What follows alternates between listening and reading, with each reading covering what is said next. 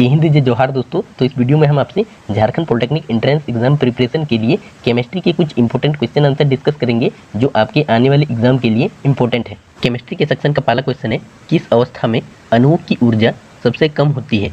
In which state the energy of molecules is lowest? तो इसका right answer होगा option number A, solid यानी कि ठोस अवस्था में जो है अणुओं की ऊर्जा जो है सबसे कम होती है। नेक्स्ट क्वेश्चन है, 10 डिग्री सेल्सियस तापक्रम बराबर है 10 degree centigrade temperature is equal to. तो हम लोग जो है 10 डिग्री सेल्सियस को केल्विन में बदलना है, ठीक है।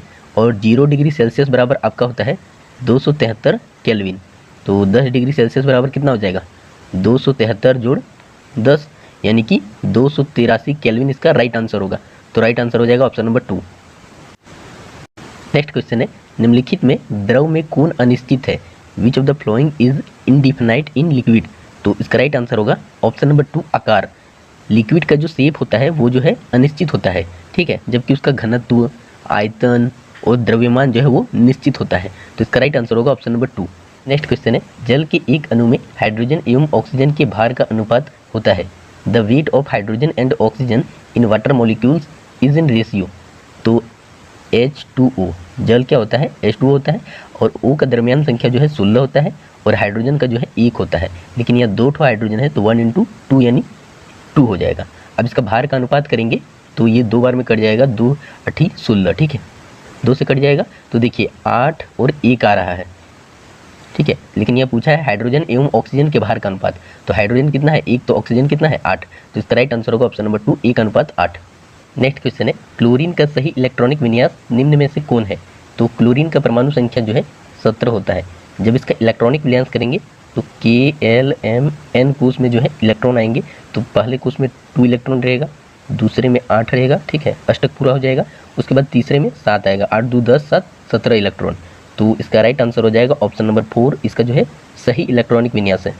नेक्स्ट क्वेश्चन है, एक तत्व के समस्थानिक में होते हैं in an element of isotope. तो ये जो आइसोटोप वर्ड है ना, इसको हिंदी वाले भी याद रखें, क्योंकि वहाँ जो क्वेश्चन सेट करता है वो इंग्लिश में सेट करता है और गलती से क्या होता है हिंदी में सेट करने के लिए वो ट्रांसलेट करता है तो वो आइसोटोप को आइसोटोप ही लिख देता है हिंदी में, समस्थानिक नहीं लिख पाता है, ठीक है। तो यहाँ पर देखिए समस्थानिक किसे कहते हैं? तो आइसोटोप जो है एक ही तत्व के परमाणु जिनकी परमाणु संख्या समान होती है लेकिन परमाणु भार भिन्न भिन्न होता है, उन्हें हम लोग जो है समस्थानिक कहते हैं।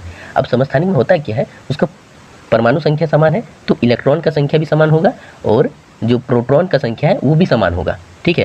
लेकिन यहाँ पर भिन्न क्या हो जाएगा, उसके न्यूट्रॉन की संख्या जो है अलग अलग होती है। आपको पता होगा कि द्रव्यमान संख्या निकालने के लिए हम लोग क्या करते हैं, प्रोटॉन और न्यूट्रॉन को जोड़ देते हैं, तब हमको क्या निकलता है, द्रव्यमान संख्या निकलता है, ठीक है ना।